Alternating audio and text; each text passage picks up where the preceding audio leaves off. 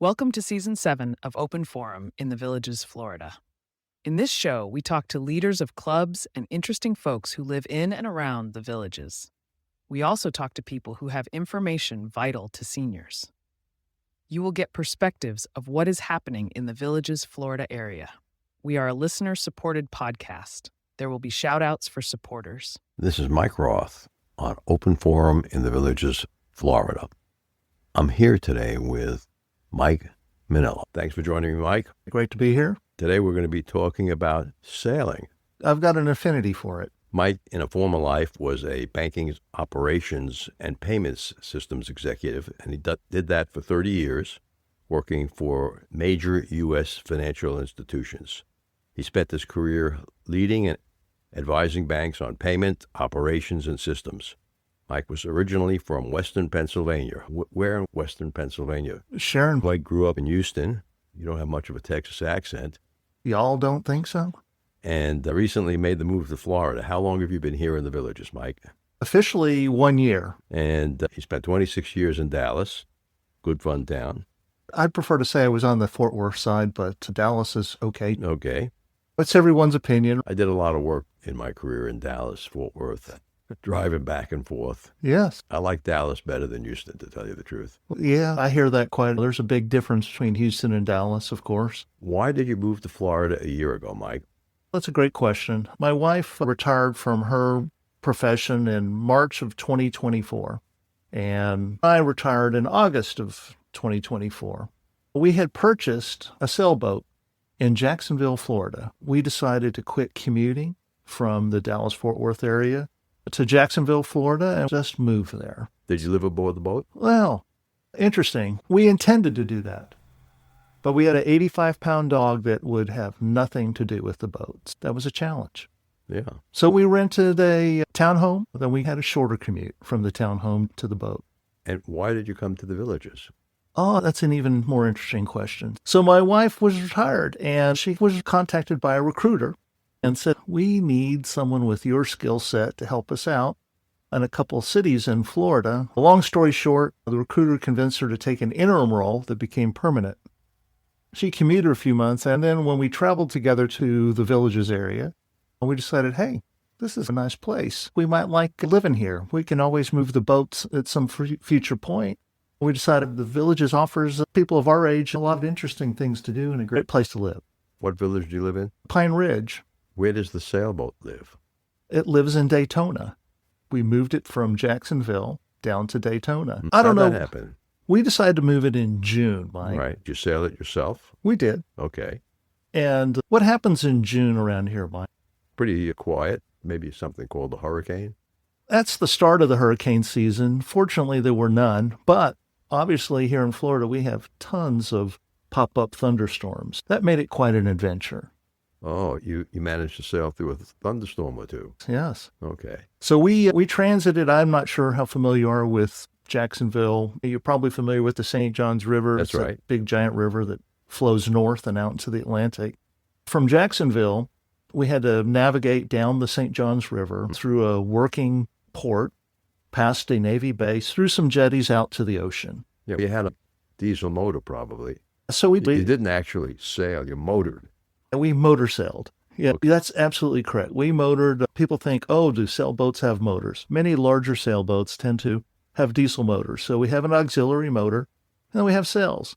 Smaller boats tend to have outboards. Some don't have any at all and are stuck with their primary engine, which would be the sails and winds. So do you have some experience sailing, Mike? When I lived in San Pedro, I had friends in Long Beach, California, who had a sailboat, and they took it out of the port of Long Beach. Okay. And I would go on that boat with them. I was a terrible crew member. Oh, no. But I really enjoyed it, getting out there, and how calm and quiet it was as opposed to a motorboat. And my son-in-law has a boat in Centerport, Long Island. It's a nice-sized sailboat. I've gone out with him and my daughter's family a couple of times on that one. But he doesn't like me to touch anything. So let me tell you about that trip we made from Jacksonville down to Daytona. I invited some lifelong friends of mine, a guy I went to high school with, junior high school, college, He and his wife live out in California in Sacramento. He and I had been sailing on and off together for quite a while. So I thought this might be a fun adventure, great opportunity to spend some time with good friends. My wife and I and my friend Richard and his wife Deirdre got together, made our way up to Jacksonville, hopped on the boat after doing some provisioning. We had a storage shed up there with some sailing equipment. So we're in there going, do I need this? Do I need that? It's really not that long of a sail. I'm looking around, and sure enough, I looked down and I looked at, do you know what a jerry can is? Familiar with it? Yes. World War II. Yes. Any smart cruiser knows to take their spare jerry cans with them. Mm-hmm. This guy wasn't as smart as he thought he was. So I left that in the storage saying, I've got plenty of fuel on the boat. It's a relatively short trip. And it's only 5 gallons in the jerry can or something. We calculated the burn rate based on per hour. So a gallon per hour, miles per gallon. And I figured, well, yeah, what would 5 or 10 gallons? I really am not going to need it. I ate those words for sure. We're sailing down through the channel, through the port, and this big dynamic thunderstorm rolls in. I'm just doing my best to keep everybody from screaming, we're all going to die. And we're not heeling over, anything like that. The winds are pretty strong. I had our boat pointed into the wind. And we kept it stable. It was all good. Rained really hard. We had some wind. Things settled down. As we were heading back out, we decided, oh, storm's passed on. I checked my watch, and I don't think we're going to make it down to St. Augustine Inlet before dark, which was our first place to stop. We had planned to spend the night there. So I decided, let's poke into the intercoastal waterway and see if there's a place where we can anchor overnight. We dropped the anchor, spent the night there, and got up and left the next morning.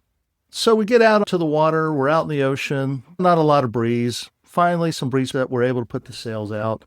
I think we sailed for maybe an hour of the entire trip. We had to motor sail almost the entire way down. I had not anticipated the need to do that. Consequently, by the time we got down to St. Augustine, guess what? There was this other big storm brewing over St. Augustine. We could see it, so we decided to slow down, stay far enough away that it'll just pass by, which it did. It pretty much did not affect us directly. But as we start motoring towards St. Augustine, there's this thing called the St. Augustine Inlet, and that's one of the things about sailing along the Florida coast, or much of the East Coast for that matter, is what are safe inlets? What are safe inlets to be able to go from the ocean into a marina or into the ICW? St. Augustine has a reputation of being a challenging inlet. And sure enough, as we're headed towards it, and this wind is blowing and it's raining, we can see all this, the motor shuts off. My wife looks over at me and goes, that's not good. And I look at her and I say, you know what is good? We're a sailboat. We're going to put some sails back up and we're going to sail around. We're getting some pretty nice wind off of the edge of the storm. So I said, let's put some sails up. And so we were sailing around, and I go, while we're sailing, we called Boat US. Our listeners are, but I'm not. Boat US is a membership thing like AAA. I was able to call Boat US up and say, hey, we need some diesel. They drove out and filled you up? Yeah, so a vessel eventually came towards us and was bringing a couple of jerry cans with them of diesel fuel. That, of course, wouldn't have been a problem had I brought my own. My wife looks at this boat, and we have a 42-foot boat. Mind you, it's a nice size 42-foot. Yeah, 40 decent boat. She's looking at this little power boat coming out. It's about 22 feet, 24 feet, not big. She goes, that thing's going to tow us in? I go, if it has to, it will. We did some maneuvering. They got close to us. We're under sail. We had to transfer fuel, which is a story in itself. We eventually got fuel onto the boat, into the fuel tank. My wife wore about a gallon of the diesel on her. I said, let's not fill it all the way up. Let's put enough fuel in there to just see if she'll start, make sure that's the problem. Sure enough, fired up, refueled, and made our way into St. Augustine just fine. We got under the Bridge of Lions. It has to open up because we have a 63-foot mast. It lifted open for us. Then I hailed the St. Augustine Marina and said, yeah, I'll be coming in. I need to go to the fuel dock. They asked if I needed fuel, and I said, affirmative. We filled the tank up, and the next morning we motored all the way down the ICW to Daytona. We made it down there. It's great that we had a sailboat and sails, but if you have some jerry cans, bring those along with you. So. Yeah, that's a good story. You made me remember the story of going out of Sandusky, Ohio, up to some party island in the middle of Lake Erie, one of my clients had a very big sailboat. About 6 of us were on the boat. And my client and I were the only 2 that didn't get seasick because we had 12-foot waves that afternoon going out to the island. But that was a fun trip. All the trips that you leave and get back safely, they tend to be good ones. I never got back on the boat. Oh, you never got back on. No, they had a ferry, a high-speed ferry between Sandusky and this party island. Okay. And my wife and 4 at the party that got seasick, we took the ferry back. It was much faster. Yes, I'm sure. Now, when did you first start sailing, Mike? I started when I was a junior in high school. So that was about 1977. Were you sailing in a lake in the middle of western Pennsylvania? Since I grew up in Houston, my first experience sailing was on a Hobie 16. A lot of people start out on Hobie cats. They're fun, fast. Yeah. They're wet, though. A lot of slop. Yes, you're generally pretty wet. Different sailing than on a bigger monohull. We started sailing then, and some people have a strong affinity for sailing. Others could take it or leave it, and some would just, I'm never, ever going sailing in my life. It's too much work. I hate it. I don't know about all this leaning over stuff and getting seasick, but somehow I caught a bug. And when that bug is in you, I was very driven. And ultimately, throughout the years, even in college, I sailed a little bit with my friend Richard on a Hobie 18. Ultimately, I got out of school and started making some money. I was back in Houston working for a bank, and I mentioned to one of my colleagues, I think I'm going to go to the boat show. I want to see what's available out there. And 10 minutes later, another colleague comes into my office and says, I hear you like to sail. And I say, I do. And she goes, great. My husband, he's always looking for crew. And I go, yeah, I'd be happy to crew for him. So that started a new angle for my sailing adventures. It was like racing sailboats. It was on this Catalina 30. Now, people don't think of Catalina 30s as race boats, but we beat everybody. We raced in what was called handicap racing. Are you familiar with that? I had a friend who was a Commodore at a lake in Ohio. They had races there around buoys, and that was really interesting. Before we go on, let's take a short break and listen to an Alzheimer's tip from Dr. Craig Curtis. Amyloid is the spark and tau is the fire. We have this spark sparking for 20 years without symptoms. Once the spark causes the fire, the breakdown of tau inside the cell, we start to see symptoms. We are actively researching ways to stop tau as well. Is it possible to regrow new brain cells to replace the ones tau has killed? That's a hot topic. Scientists, for the most part, do not believe that we can regenerate any brain cells. There have been a few research papers published in the last 4 or 5 years that hint that there might be some brain cell regeneration, specifically in a part of the brain called the hippocampus, which ironically is where Alzheimer's disease starts, but it's really hard to prove that in humans. With over 20 years of experience studying brain health, Dr. Curtis's goal is to educate the Villages community on how to live a longer, healthier life. To learn more, visit his website, craigcurtismd.com, or call 352-500-5252 to attend a free seminar. Thank you, Dr. Curtis. So we were talking about sailboat racing. How did you win?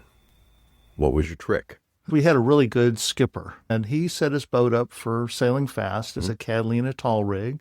And the trick to racing is getting out, staying out ahead. It's hard to come from behind, but the real trick is reading the wind, watching the shifts, and being in sync with the wind shifts. When you're sailing out on lakes, it's tremendously shifty wind. So when you're out there, it's constantly shifting.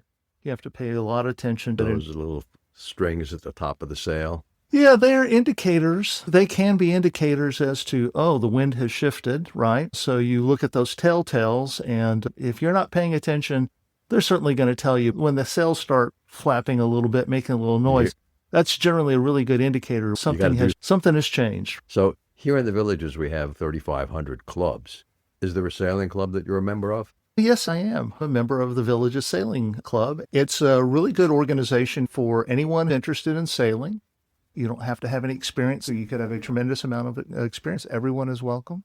It's a great social opportunity to learn if you're interested. A lot of us are in our 50s, 60s, 70s, and 80s. I've seen people of all ages at the sailing club. They have several smaller boats. They sail mostly on the lakes around here, like Lake Eustis or Harris or Weir. The club owns boats on those lakes? The club itself doesn't own those boats. Members do, and then members invite you to go out and go sailing with them. I know there's some other sailing clubs that have model sailing clubs. Model boats. These are actual sailboats. You get How in big and go are they? sailing. They range from 18 to 24 feet long. Okay. They're in the water all the time. They're trailered. So the people that own them have to store them. They have a little challenge here in the villages of being able to store their sailboat. There are nearby places that they're able to store them. So you actually have to launch it when you... So there's a little bit of work involved. And get it back up onto the trailer. Yeah. These are smaller sailboats. Keep in mind, they're not 42-footers. I remember my son-in-law had me drive in his truck to get the sailboat to the Long Island Sound where it was going to go in. And there wasn't too much trouble on the road. But when he said, hey, why don't you just back it down towards the ramp? That was big trouble. I will never back up a sailboat again. People do have trouble launching them on the ramp. That's always the biggest challenge. So you can definitely tell a newbie because it takes about 20 times to get it right. But actually, the longer the trailer, the easier it is to back. The shorter trailer sometimes is very difficult to do it. But once you get it down, you get it down.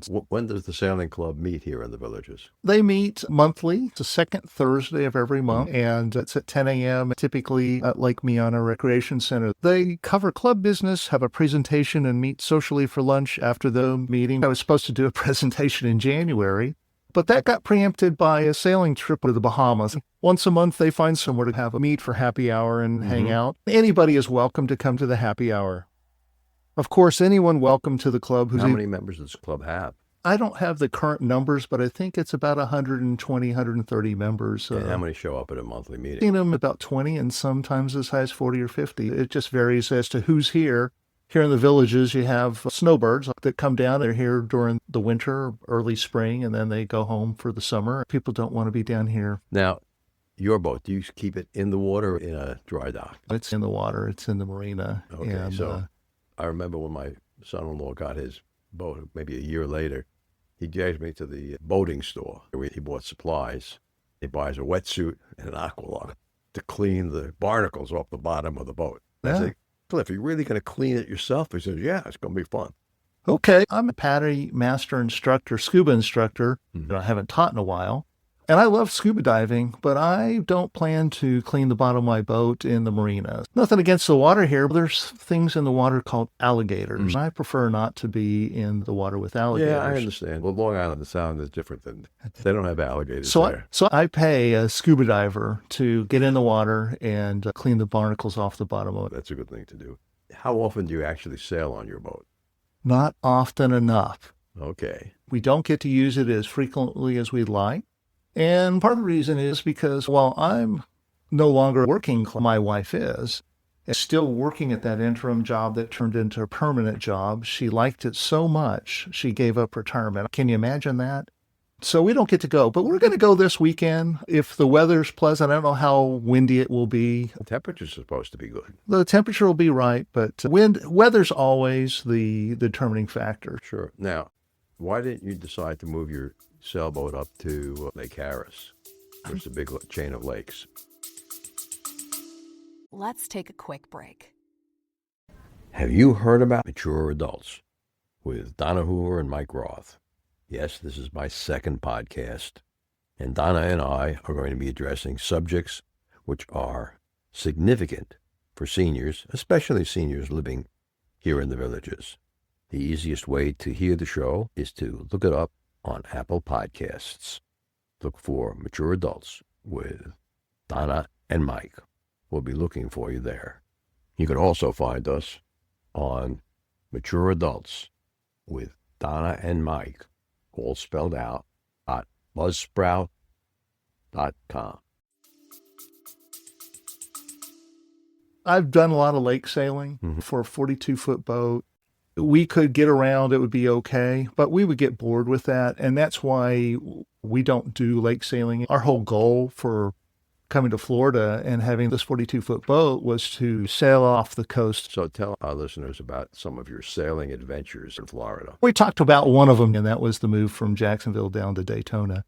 I went with the sailing club. Here's a kind of a fun thing. If you just want to go somewhere and go sailing on a boat, they have excursions that they do. We recently went over to St. Pete, and there were 4 or 5 of us from the sailing club. We chartered a sailboat. They had a captain on it. Okay. And we went out for the day and enjoyed ourselves. It was a wonderful day out on the water, if you're familiar with Tampa, St. Pete. Beautiful place. Yeah, so we got out there and enjoyed ourselves with that. And then recently, I went off to the Bahamas. I helped a former boater from the marina we were both at in Jacksonville. He needed some help moving his 40-foot catamaran over to the Bahamas. And I thought, wow. It's a big catamaran, but it's a big ocean between here and there. People have sailed around the world in smaller vessels. So yes, it can be scary, but a big portion of it was picking a weather window that made sense. Yeah. Weather is so important when you're sailing, particularly when you have to cross the Gulf Stream. I'm sure you're familiar with the Gulf Stream. Sure. Think of this big river running through the ocean along the coast of the United States, and it's moving at 4+ knots pretty steadily. If wind is coming out of the north and the current, the Gulf Stream in this case, is moving north, that could produce pretty big waves. So that 12-foot wave you were talking about could be a 40-foot wave. That's unpleasant. That would be very unpleasant. No one wants to go when there's 40-foot waves out there, but particularly on a 40-foot boat. Even if you were on a 600-foot boat, I doubt that you'd want to be in 40-foot waves, to be quite honest. And a catamaran would be an open cabin? No, it had a fly bridge. Catamarans have 2 hulls, and those were the sleeping quarters. It has a salon in the middle of the deck. This particular boat, a Leopard 40, has a fly bridge situated above the deck. So that's much bigger than the catamarans I was on out in Hawaii. I don't know. I remember getting wet on them and sitting on a canvas mat in between the 2 hulls. So it did have, that's called a trampoline, by the way. Those are designed to get you drunk, have a drink, and get out there and get splashed. His boat did have a trampoline on it, but think of it as a floating condo. That's how I'd refer to it. Big enough to be that. Oh, yeah, definitely. Washer, dryer on there, kitchen sink, stove. So you took this boat from Florida to the Bahamas. Yes. How long did it take? We left around noon on Thursday and got there around noon on Sunday. Yeah. And the strategy is staying far enough offshore, but not so far offshore that you get into the Gulf Stream, because going against the current is a challenge. And then going far enough south to then cut across the Gulf Stream and then leverage the Gulf Stream to help push you towards your goal. This gentleman, who was a seasoned skipper, a former merchant marine. Now you're a seasoned skipper. Yes, I'm not a U.S. Coast Guard captain, but I'm a seasoned skipper. My primary background has been racing. Oh. So there's a whole different dynamic between racing and cruising. We had another sailor on the show named Alex Santorello, puts on a lot of shows at the Savannah Center, KC Productions, and he's a licensed captain. And he delivers sailboats. Yeah, there are people who don't want to move their boats around themselves. They hire a licensed captain to do it. In my spare time, I am working on becoming a licensed captain. I like to continually learn. It's another piece of the equation in terms of the sailing resume. I've raced in some really wonderful places, like down at Key West and up on Lake Michigan. I don't know that you ever lose the desire to race. The old saying is, if there's 2 boats out there, you're always racing. The dynamic is quite different. Racing, it's a skill set where you're at the top of the skill set in terms of sailing, grabbing this line or that, or doing this, or knowing when to tack or not to tack, when to grind on that winch handle or whatever, all those things. And crew is such an important component of it. People think it's that person who's got their hand on the tiller or their hand on the wheel, that they're doing everything. The crew's doing all the hard work. And if you got the luxury of driving the boat, whenever we won races, which we won a few, I basically did just the driving and made sure that the boat went fast. Everybody else went around me. They kept their eye on everything else. Where's the wind? Where's the competition? So did your boat have electric winches for the sails? Oh, what a great question. It doesn't have an electric winch. So we do have to grind. Part of the fun of sailing. I'm still relatively young, 64, going on 65 here. I still have a little bit of upper body strength, but the truth of the matter is, I think an electric winch would certainly be in the future. One of my buddies had a boat with an electric winch, and he says to me, Mike, I got that so you don't have to touch the handle and the handle won't fall overboard. Yeah, they do. The winch handles do go overboard. It's a matter of, there's an old saying, one hand for the boat and one hand for yourself. You always have to be hanging on to something, right? Make sure that sail's not coming over the top of you and your head is too high. Yeah, there's a reason why they call it the boom, right? In your future, you see yourself becoming a captain, and you're going to continue sailing for a while. That's correct. Ultimately, when my wife does decide to really retire, then she's a few years younger than I am. Our goal is to sail over to the Bahamas, or hopefully sail up and down the East Coast, explore some of the wonderful places along the East Coast. While I have a desire to do some ocean crossings, my wife doesn't. Maybe find some like-minded people to get out and go cruising and sailing. If I'm fortunate enough to do ocean crossing somewhere in my future, I'd love to do that. Quite often what happens is people like myself, we wait till we're later on in life and make these decisions about having these incredible life experiences. And I can't tell you the exhilaration you might feel when you're out in the ocean. As I recently had this opportunity and the night stars are out, it's beautiful. You see the moon rise. I had a night watch on that trip over to the Bahamas, and it was pitch dark until the moon came up, and that was beautiful. And then seeing the stars, you get to see some incredible effervescent sea life, dolphins. It's really quite an experience. I think we wait too late in life to do those things. If you can, do it sooner rather than later. Mike, one of the things I didn't talk to you about today was regarding the Villages Sailing Club. I wanted to tell you a little bit about some of the things that we do there. We like to help the Lake Eustis Youth Sailing Foundation. It's an organization on Lake Eustis for young kids to learn how to sail. Great idea. Yeah, we need to support those future sailors and develop new sailors. Every year, the Villages Sailing Club tries to raise some money for them. So I would encourage anybody who's interested to check out the Villages Sailing Club website and make a donation. What's the website? The website is www.sailthevillages.org. Check out the website, but we'd certainly like to see some help from the villages in helping out these kids. It's dedicated to teaching young people the lifelong sport of sailing. We want to stress safety, good sportsmanship, honesty, loyalty, courage, respect for authority, and respect for the environment and the community. Each year, the Villages Sailing Club raises funds to support the Lake Eustis Youth Sailing Foundation and pass our love of sailing on to the next generation. Our volunteers also donate their time to help run youth sailing regatas. It's just something we like to do as part of the club and helping the community. Thanks, Mike. Great. Thanks for joining us today, Mike. Thank you. This is Mike Roth.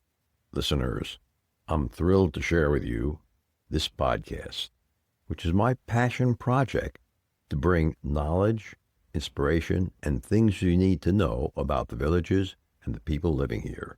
Be sure to hit the follow button to get the newest episode each week. Or you can hit the purple supporter box. Even a small donation of $3 to $10 a month makes a big difference. And you can cancel your subscription at any time. Your support means the world to us. Stay curious, stay inspired, and keep those headphones on. Remember, our next episode will be released next Friday at 9 a.m. Should you want to become a major supporter of the show or have questions, please contact us at mike@rothvoice.com. This is a shout-out for supporters, Tweet Coleman, Ed Williams, Dwayne Romick, Paul Sorgan, and Dr. Craig Curtis at K2 in the Villages. We will be hearing more from Dr. Curtis with short Alzheimer's tips each week. If you know someone who should be on the show, contact us at mike@rothvoice.com. The way our show grows is with your help. Text your friends about this show. If you enjoyed listening, or just tell your friends about the show. We thank everyone for listening. The content of the show is copyrighted by Roth Voice 2026. All rights reserved.